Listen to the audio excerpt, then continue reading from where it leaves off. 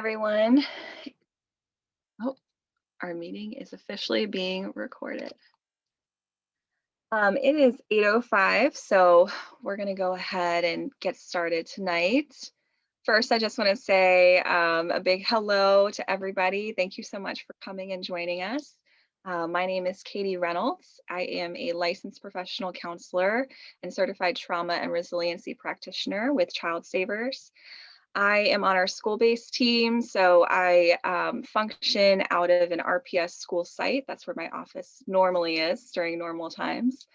And I also do some supervising and some training as needs arise for our team.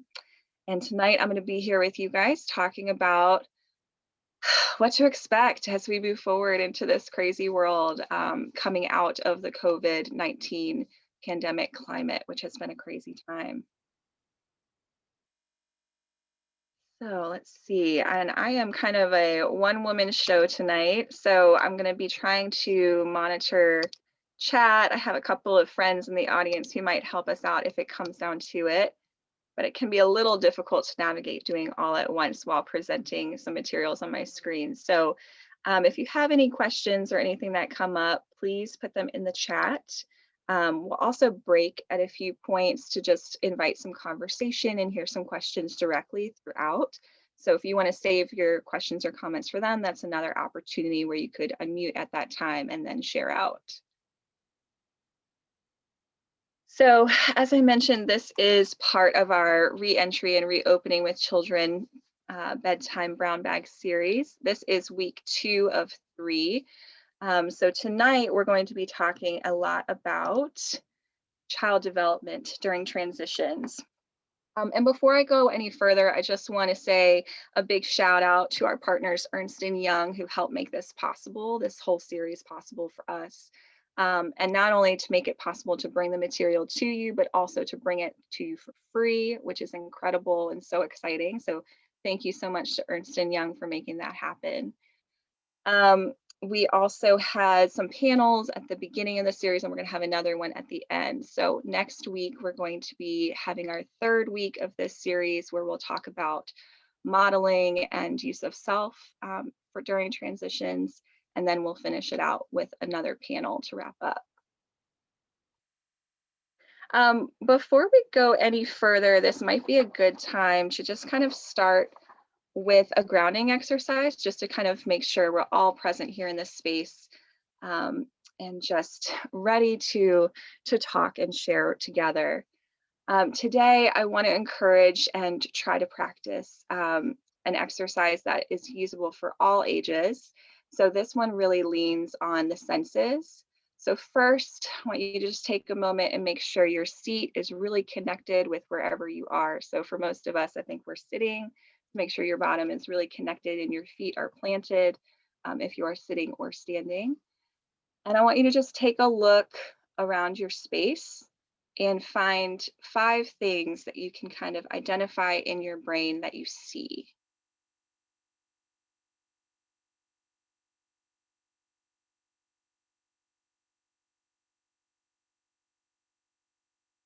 Now we're going to pivot to 4 things that you feel, physically feel with your body.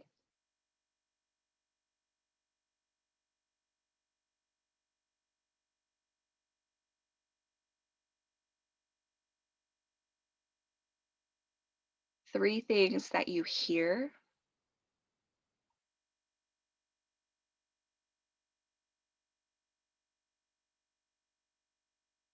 Two things that you smell.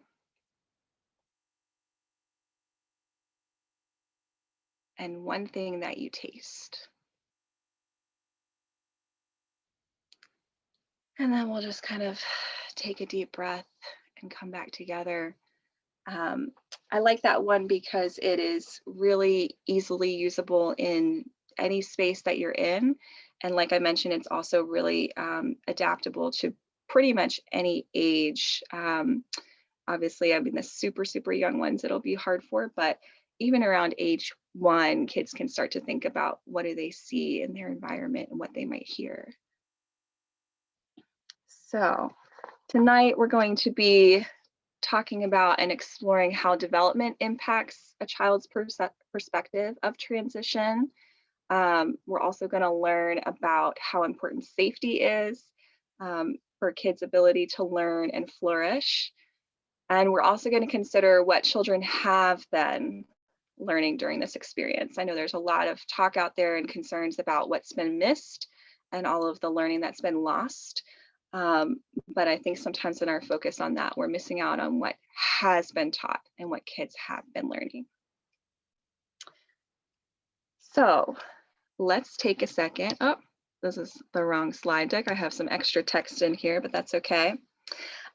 We're just going to kind of start with looking at development. So if we start at the very beginning, we're looking at, about ages 0 to 2. This stage of development is really focused on trust versus mistrust, right? We think about those infants and how they develop and how they learn and grow in their environment. And it really comes down to the caregiver. That first year, they're looking at the dependability and the quality of the caregivers in their life, because the caregivers are meeting all of their needs, right? And I really want to clarify here, when I say caregiver, I'm talking about parents, but I'm also talking about what we might term like allo parents. So people like grandparents or aunties or uncles who might be involved, close friends of the family, and absolutely our educators and early child care professionals fall into this category as well. Anyone who really has a significant and consistent impact in a child's life is what I'm thinking of when I'm talking about the word caregiver here tonight. And in this younger stage, caregivers are meeting all of the needs. Kids can't really get their food on their own, and they might be able to pass out and sleep on their own, but there are questions about where they're sleeping or how long they're sleeping. And all of those things are things that caregivers help get their needs met with. So they can start to gain some independence around closer to age 1. Like after we get through that first year, they're starting to practice some of those independent skills, especially with like basic actions on their own or making decisions. This is where we see kids start to share their preferences and want to make choices.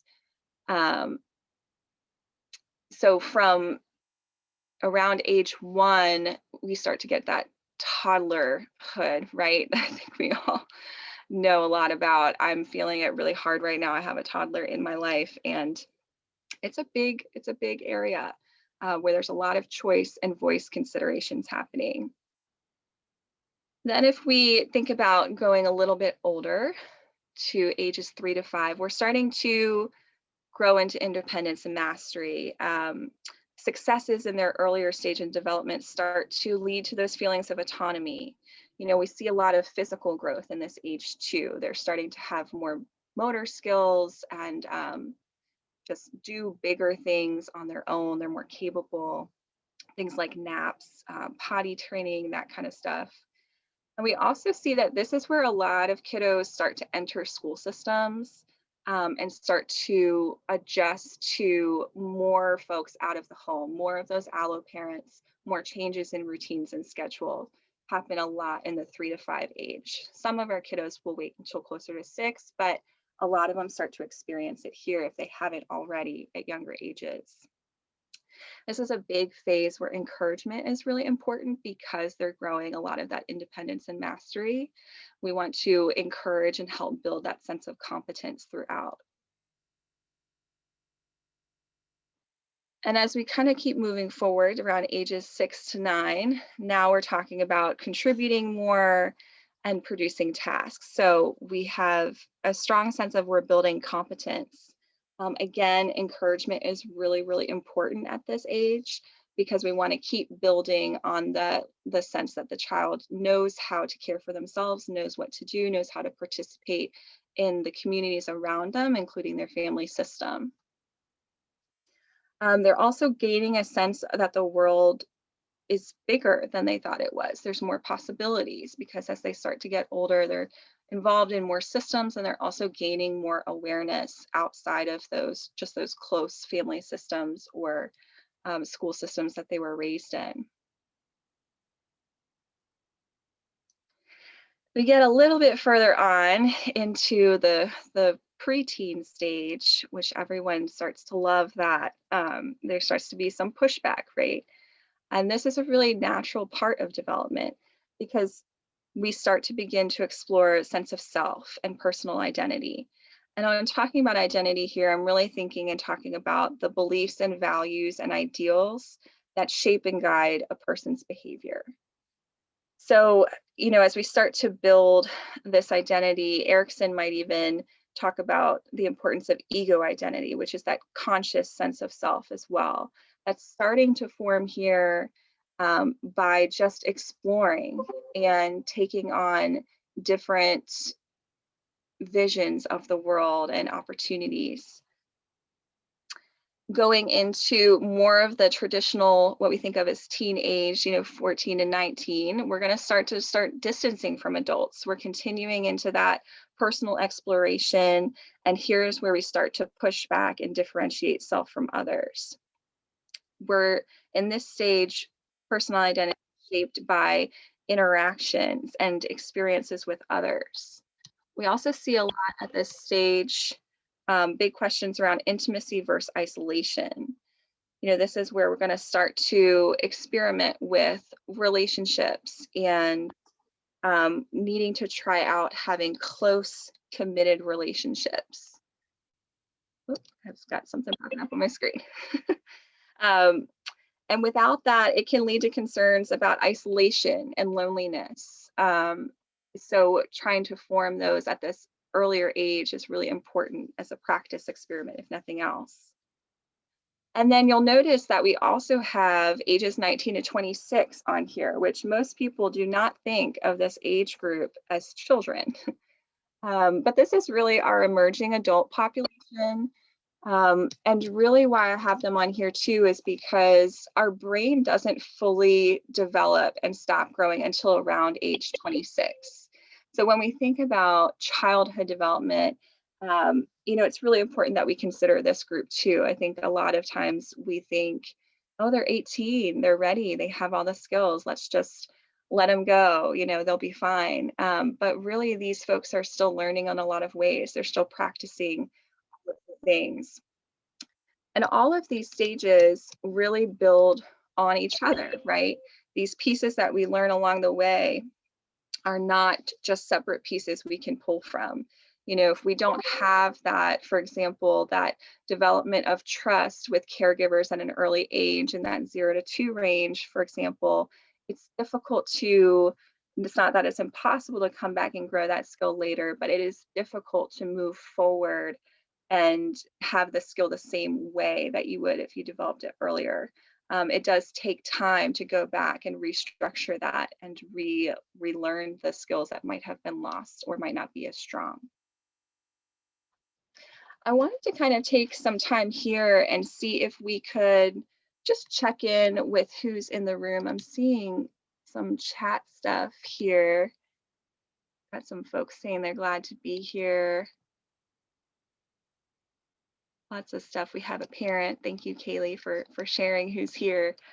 I wonder if we can think about if anybody wants to share out for a moment about where a child in your life might be as far as one of these stages and what you notice about what they might need during the transitions you already walk through in your day.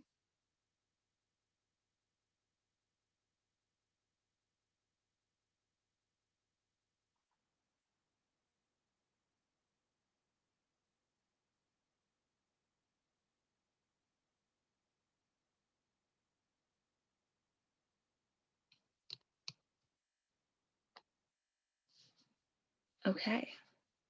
I'm not hearing a lot here. So I'm going to go ahead and just use my toddler as an example for a second.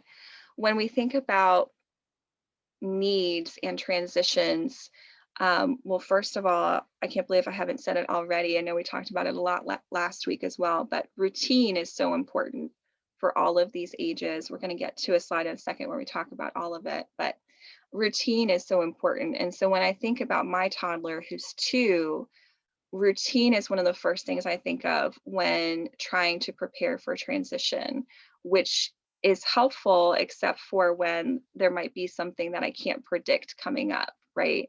So then we revert back to the safety mechanisms that we already have in place and having those consistent caregivers, myself and the allo parents in our life, as well as maybe something like a transitional object is very helpful for that stage. See, just taking a check in to look in. Lots of kids I know are taking a step or two backwards. For example, baby talk, which frustrates parents, which makes kids take another step back. Thank you so much for bringing that up. That's so important that we think about the idea of regression. There's research really shows that kids at any age have a high possibility of regressing when going through serious changes or transitions in life. And it's not that they've forgotten the skills that they've learned at these other stages and steps along the way. It's that, sometimes something can be a shock to the system and you kind of revert back to what you already know and what was working for you before. And in some instances, look for that extra security of the same thing happening of what you already knew before.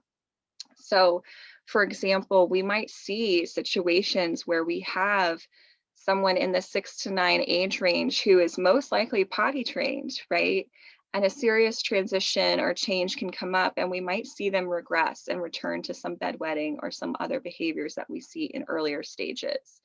It's not an indication that there's something wrong with the child. It's just an indication that there's stress and that there's change happening in their life. And we as the adults, it's important that we can recognize that and then kind of meet them where they are and come back to an earlier stage of what helped them through those transitions and gave them that security at an earlier phase. Mhm. We're getting another comment here about a 16-year-old, and we've been noticing the distance that's been occurring for the past year, and even more so now.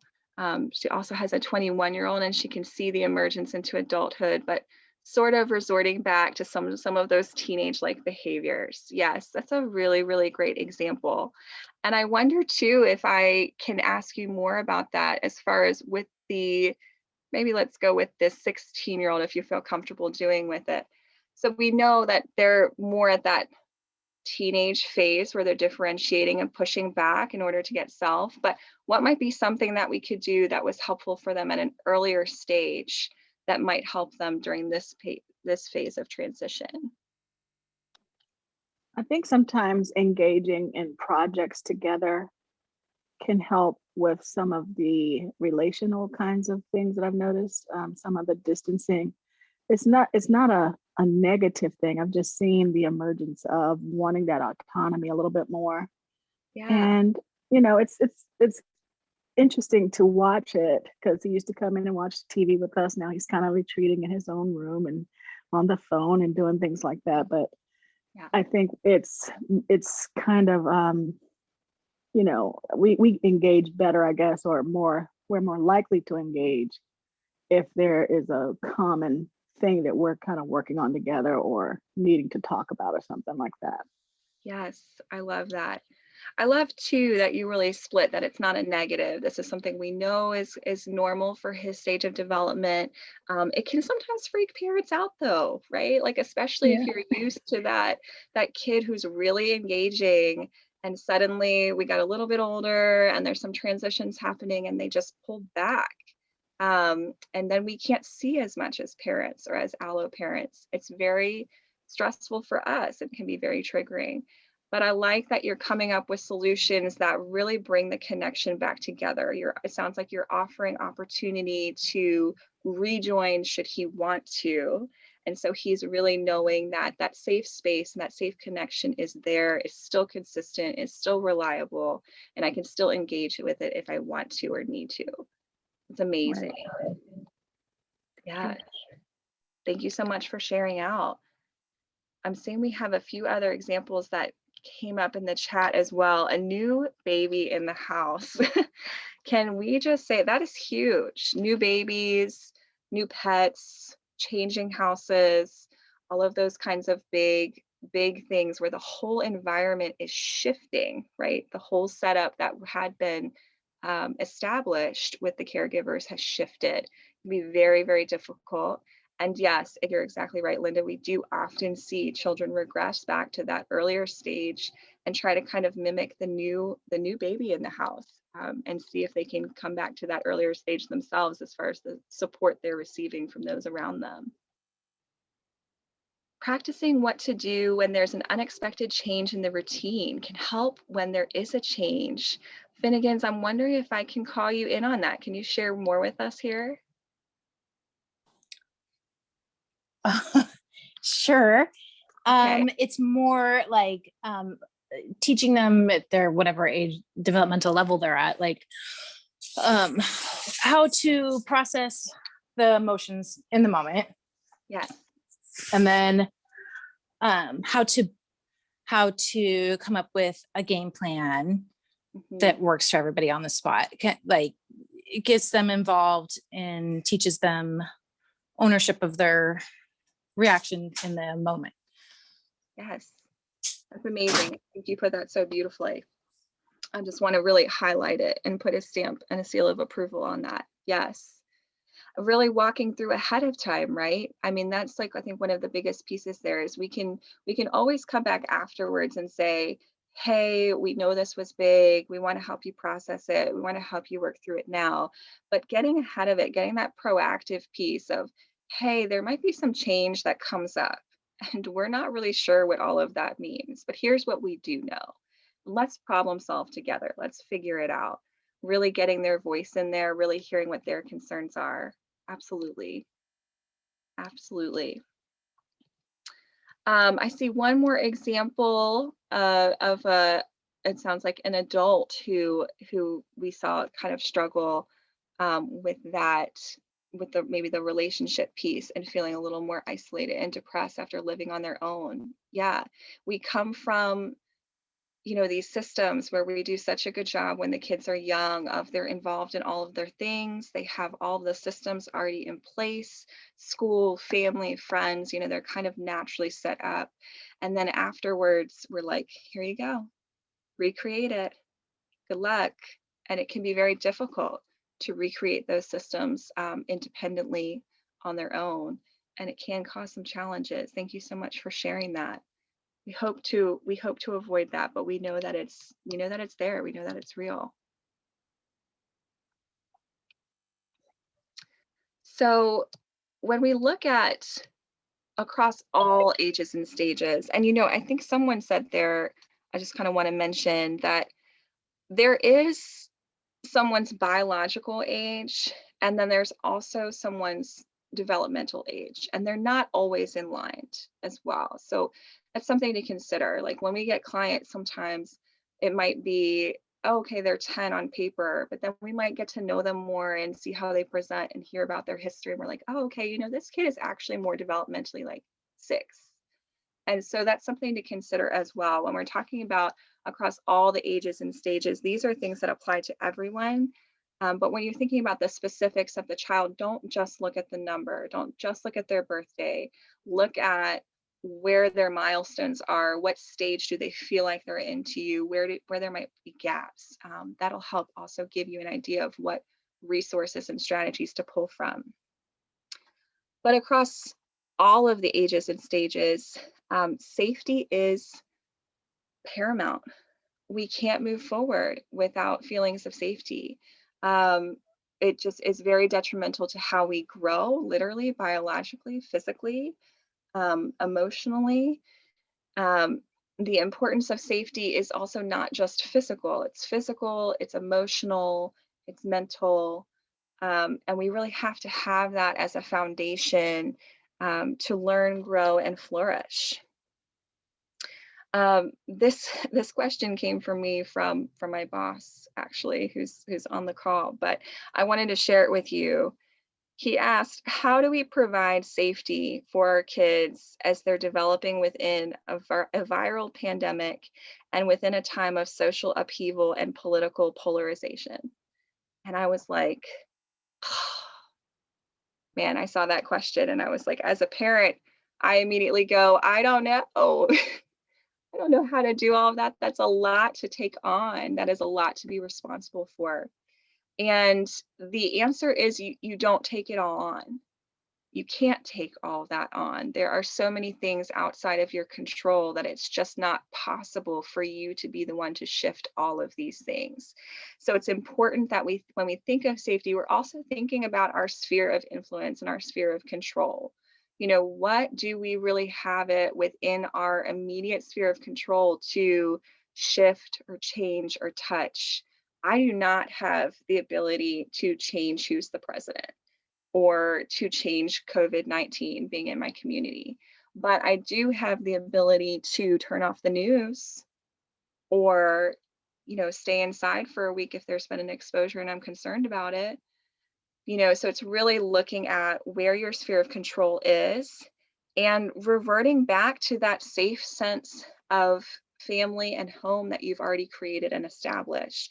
That's your safe space to keep the system strong, keep the connection strong, keep the communication open, and practice out whatever is happening in the world. I think there's, of course, developmentally appropriate ways to share what's happening in the world as well. And every family chooses something different there. So choose what's right for you. But also, along with talking about those things, please do engage the children in understanding what is your level of control? What can we control in our life? That helps to really increase that sense of safety and also decrease the anxiety as well. It's important that we keep an eye on what is the opportunity here. I mentioned this a little bit before. I hear a lot of talk, a lot of concern from mostly parents, but some educators too, around the learning loss that we've seen this year. And there's no denying it. I mean, if the pandemic hadn't have happened, things would probably be much different right now, right? Our students haven't been learning from their textbooks and their teachers the same way that we're used to, most of them. But let's not confuse that with not learning at all, right? They are definitely learning here. They are definitely growing. It's just in different ways than we're used to thinking about their education. There's opportunities here in how they're learning to weather the storm and how they're learning to cope when things get tough. They're looking to us, right? When things get hard or out of control, what do I do with that? And they are actively learning that from us. Whatever it is that you're doing in your life to help manage the storm, the children in your life are watching and they're learning that. There's also opportunities in there to help them discover their own voice, their own power, their own potential. Again, thinking about what levels they can control, what's available to them. It's super important to remember to consider the individual. Like, I know we're talking really, really general here, really broad. I'm giving you like these age ranges, but the truth of the matter is, at the end of the day, all individuals are different. I definitely know people that don't fall into these categories this concretely or clearly. I'm sure you do too. And from that same perspective, that's why everybody's needs are going to be a little different, right?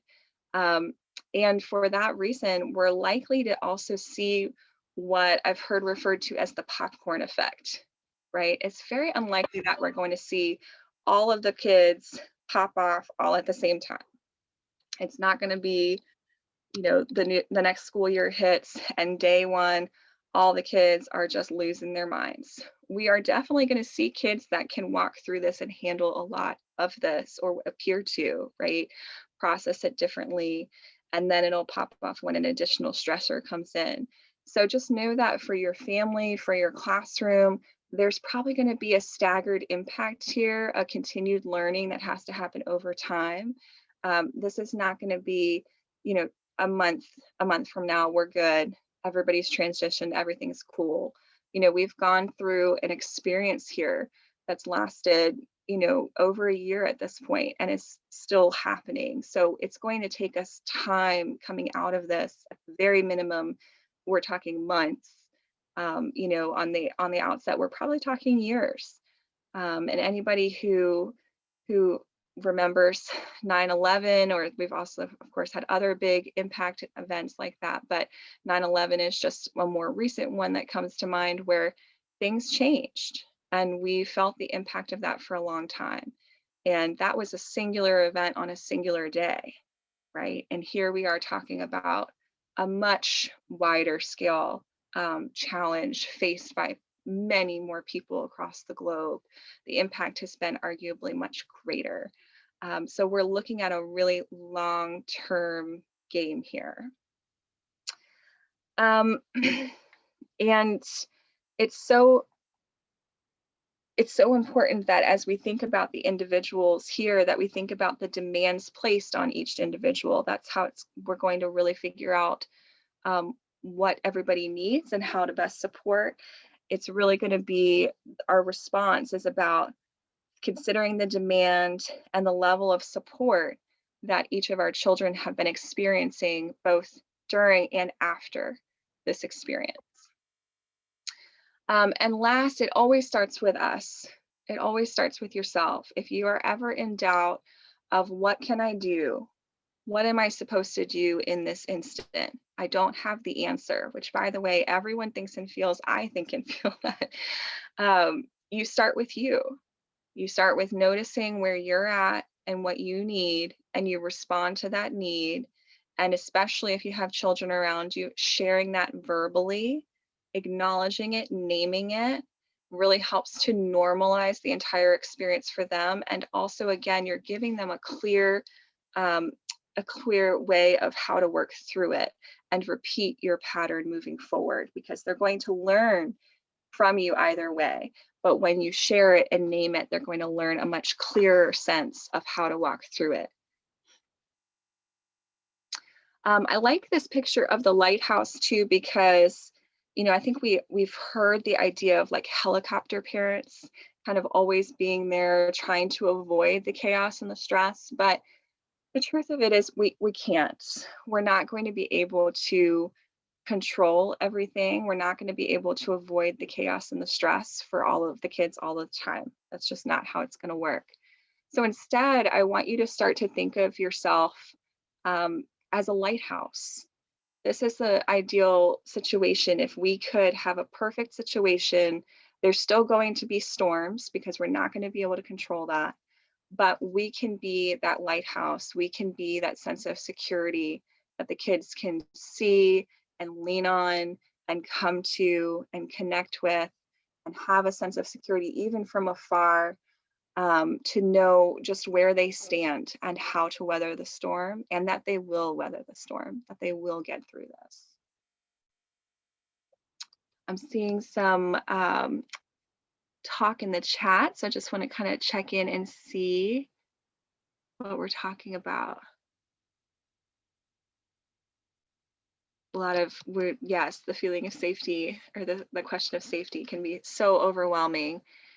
And yeah, you're right. We have to be that source of groundedness. You know, that's part of the reason why we started out with these grounding exercises sometimes. Is I know it can feel a little frou-frou and, oh, here we go, we're going to start with these therapists again. But they really are things, tangible strategies that you can bring to your life to give yourself that groundedness, because you will be the source of groundedness for the children around you. Yes, so much talk here. There's such great things happening in the chat. Ah, yes, I love that we have a comment about teaching kids by example, healthy ways to verbalize, react, apologizing for it if it was a poor example, and normalizing, expressing, and naming their feelings and needs. Absolutely. Absolutely. We're going to be talking about that a lot more next week, and some of the specifics around working on some of those skills and fostering those. But there's no way around it. That's really what it comes down to, is that we are human and we're raising humans, and they're going to mess up and we're going to mess up. And so sharing with them what that experience is like for us, not burdening them. It's not that we sit there, you know, your 5-year-old is not your therapist. You can come call me if you need that. You don't need to tell your 5-year-old all of the things that are burdening you. But it's totally okay to say to your 5-year-old, you know what, I'm really stressed out right now. Or I really just messed up big on this project and I'm so disappointed. I'm so frustrated. That's okay. You know, you are human, and it is really, really good for your kids to see that from you. Really, really positive. We look like we're doing good on timing here, so I'm going to just kind of mosey on along to our next slide, and then after this, we will break for some more chit chat and conversation. Just thinking about kind of wrapping this up of what are we talking about? I mean, we're really talking about reaching in and finding that courage to not be perfect and to strive for progress and to be vulnerable and genuine with the kids around you, and showing them your flaws in that way and showing them how we react to flaws, how we work forward. You know, I mean, in our society, there's such this individualism, capitalist driven machine behind us where we have this deeply ingrained belief in our culture that in order to be good at something or to feel like you've really accomplished something, you need to be able to go it alone. You need to be able to show up and do 100% of the steps on your own and be able to recover alone. And that's the mark of success. That's when you know you've made it because you can do it, because you've accomplished all the things. And I'm just here to tell you that's not accurate. It's false. None of us get through this 100% on our own. We all need the support of the communities and the connections around us. And we all need to foster skills of how to deal with challenges as they come up, partly by reaching out to our circles and our connections in our life. You know, it leads me to think about who is in your circle. And I think those are good questions for us to be thinking right now as we know we're preparing into transitions and change. Start thinking about those proactive steps now of who's in your corner, who can you go to when things get tough, and who are the people that you can go to for resources if they're needed, like who at school can be your help if things are just totally falling apart and you don't know what to do about your child's IEP program. Who is that person you can call? But then there's also, you know, for emotional support, who's the person you can just call at the end of the day and be like, it was a heck of a day. I just need a minute. I just need to vent. I just need someone to hear me. I just need something. And thinking about the same thing for your kids. Who's in your kids' corner? What are their community systems looking like? Who do they have as support networks?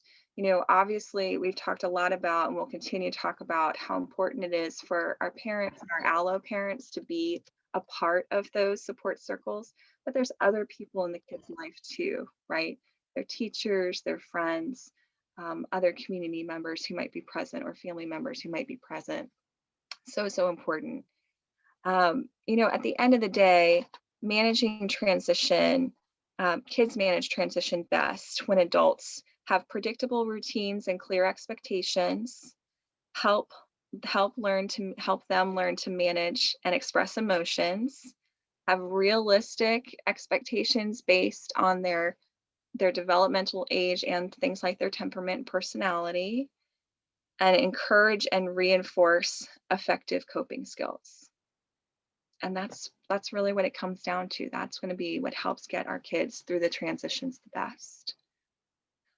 So first, I kind of want to pause and see if there are maybe any questions about what we've talked about. I know I've shared a lot of information here, and then we'll kind of pivot into sharing together. I know we have a lot of different experiences, but a lot of common experiences, I'm sure, around what's been going on for us. So first, any questions, anything that needs to be clarified about what we've talked about or that you want more information about?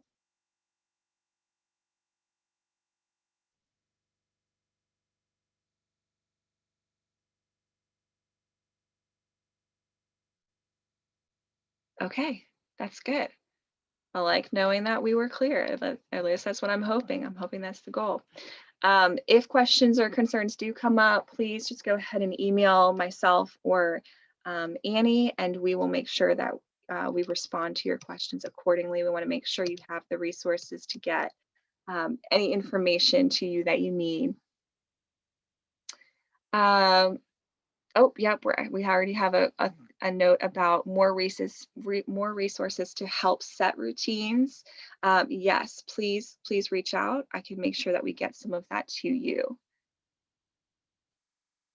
Okay, and Bob, I see your question, but I'm just gonna kind of move forward here. I feel like we might end up coming back to that a little bit as we hear more from folks' stories directly. One more thing is coming up in the chat. I want to make sure I don't miss it in case it's a question.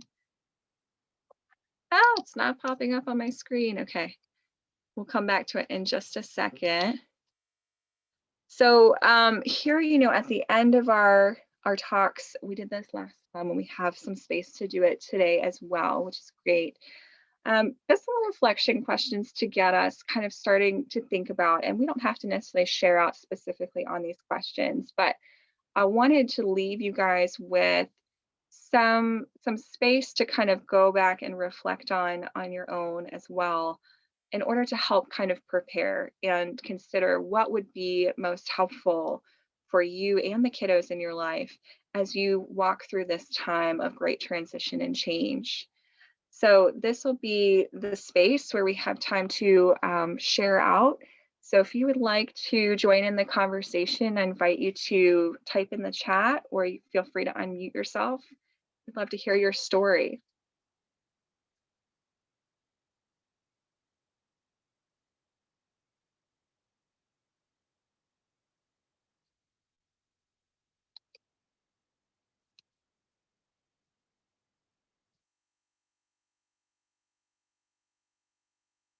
People might be shy now. I think I might have lost you guys at share your story. That might have put some people on the spot to really have to share a lot of things. Let's bring that back. I'm wondering though, I really, I'm looking at the questions here, particularly the first two, around how the kiddos in your life tend to react to predictable and unpredictable transitions. And I'm wondering if anybody would, feel comfortable sharing about a kiddo in your life and what you've noticed so far about their experiences there. I would like to share my personal experience. I am a K4 teacher, pre-K teacher. And I see that some children have a natural resource of going through changes very naturally and very smoothly. And some others have a harder time dealing with changes. So I think this is absolutely individual. Some of them will have really good resources for facing big deals, and some of them they don't, and they're very needy. So I think it's up to every child, on my experience. It helps a lot to communicate to them.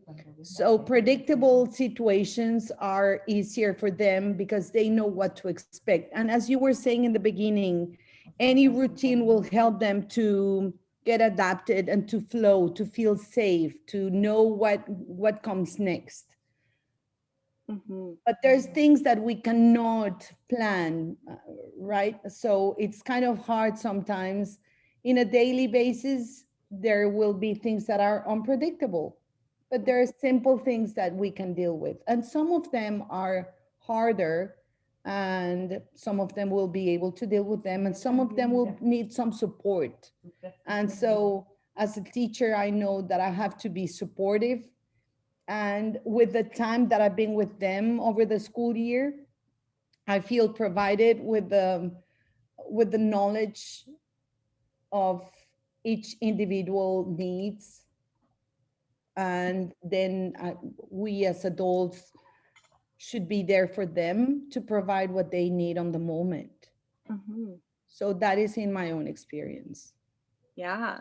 Thank you for sharing. I like to feel, I like to know what is coming next in my life as an adult. I like to know what is my plans for the future. And that, I think that provides a lot of self-confidence, and you can flow much better, but life isn't that way.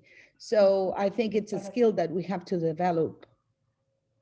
Mm, I think that's so true. I'm the same way. I really feel so much better when I know what's coming, when I know what's my plan for the next foreseeable future.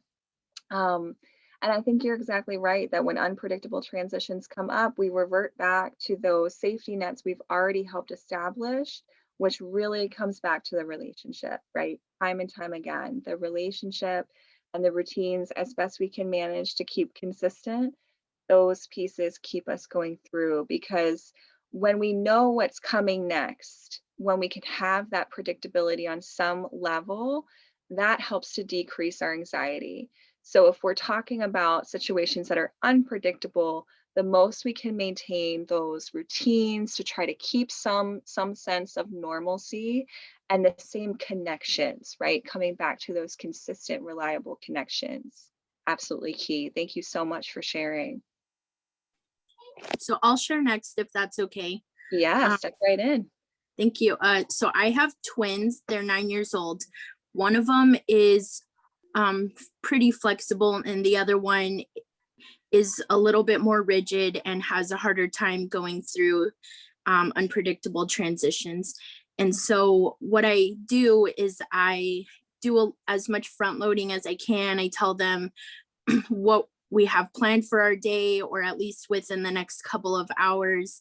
I give my son like choices that he can live with and also that I can live with. And then at times when we can't really control what's going on, because like the gal mentioned earlier, life isn't that way. I try to give him like fidget toys and stuff that he can take with him through the situation. And I've noticed that that really helps him kind of cope with what's happening. And if we try to provide as much routine and predictability as we can, he's able to handle the unpredictable times a lot better. Absolutely. Absolutely. Thank you so much for sharing, Kaylee. I noticed one thing there that you shared that was different than what was shared before too, was that addition of the coping skills of, when things are going on and we know that there's struggle happening, what can we do? What can we offer? We're going to be talking about that a ton more next week as well, but just to kind of dip into it a little bit here. Absolutely. What we know about emotions is they're really like energy in a way. It's information that's coming to your body to give you a signal to help inform your behavior. And for a lot of folks, that can end up looking like extra energy, like literal energy, especially for our kiddos, because they just don't have other ways of processing it. So it can just kind of come out that way.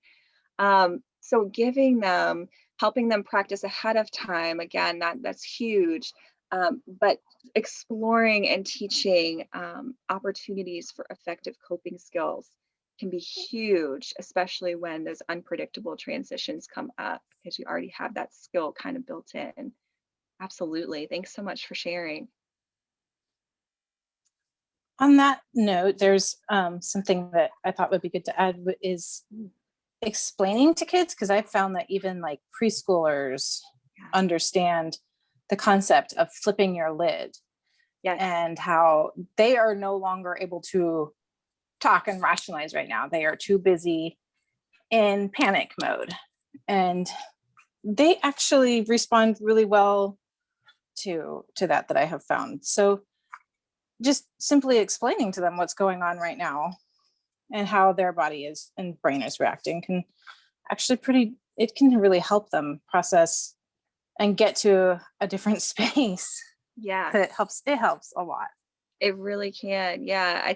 For me, I've always thought that it kind of comes back to that sense of control, right? Like an understanding and that gift of knowledge, we kind of give the power of like, oh, what pieces of this can I control and what things can't I control?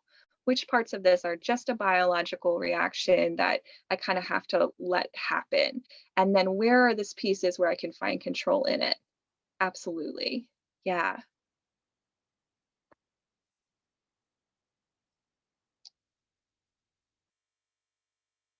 Let's see, just looking to gauge our time here. It is 8:54, so we do have a few more minutes if anybody else kind of wants to share or chime in. And then we'll probably wrap up for the night after that. a lot of kiddos on the spectrum. Mm. And a lot of times we can't prepare for things that are going to upset some of those kids, or ones that have sensory or sensory kiddos, like for fire drills, or when kids are too much in their space or something, or somebody's too loud, or chewing too loud next to them. Yeah. There's a lot of pre-teaching of like books, like even if you're making your own like little socio-cultural storylines of something simple, really super simple for the little kiddos or developmentally young kiddos are really helpful. And then I've also found puppetry to be super helpful. Yeah. I usually carry around at least like a little finger puppet, and that, especially when they're flipping their lid, or they want to talk to somebody that is not the authoritarian in the moment, it really, like, you whip that thing out and they're just super game a lot of times to get out more of what they're feeling and problem solve and come up with better game plans for transitions or moments that have gone awry. Yes. Yes. I love so much that you're bringing this up. You know, I'm working to become a play therapist, so I'm just going to be fully transparent. I am all about the toys and the play and the puppets. And there's a lot of science behind it too. It can sound silly, but really play is children's natural language, right? They don't have the skills yet to kind of sit and have a conversation and process out and think about all the layers verbally the way you and I might. And it really just comes down to their development. They're just not there yet. You know, as we mentioned earlier, their brains don't stop growing until around age 26. So they just don't have those skills. So really leaning into their language of play and finding those opportunities, especially to have fun, and externalizing the problem, taking it out of you and putting it onto something else, especially something playful like a puppet. You know, having the child give voice to it, or even just like you were mentioning, separating the disciplinarian person into something else, something more fun, and externalizing in that way. Can be really helpful to just get some distance from the challenge, right? Stepping back from the situation that's causing the stress and really just kind of leaning into, again, the play and the natural way of communicating. So, so helpful. Yes. Thank you for sharing. I'm seeing we have a question in the chat. And so I just kind of want to remind folks of this because it does seem like we're right around a space where we're going to start to wrap up. The question is around certificates for participating. So I just want a quick reminder. We talked about it at the beginning, but you know, I'm realizing I don't know that I gave the full spiel tonight anyway, but if you have signed up on Eventbrite, so very important to make sure that you're here with us from signing up on Eventbrite. It's not that you're cheating or anything like that, but the signing up on the Eventbrite will get you a certificate, will be emailed to you, as well as a copy of the presentation from tonight, as well as some additional resources and these reflection questions to kind of give you a space to start and keep learning and going on your journey on your own. So all of those things will be coming to each of you who signed up through Eventbrite tonight. That's just our way to kind of get our full list of emails that we can just send it out to quick and easy. So if you have signed up through the Eventbrite portal, you will get all of those things after. I think Annie might send it out. It's either later tonight or tomorrow morning. But if you don't have it by tomorrow evening, let us know, but you should have it by then. You are very welcome. Seeing a thank you in the chat. I just want to take a second and thank all of you guys for coming tonight. This again is our second week of a 3-part discussion series, as well as an additional panel in our last week. So I hope you guys will join us next week. Next week, we'll be talking a lot about modeling and how to help foster those social emotional learning skills that we've been kind of hitting on as very important preventative and proactive work here tonight. So I hope you'll join us then. And again, thank you so much for coming. And thank you to Ernst & Young for making this happen for us. See you next week.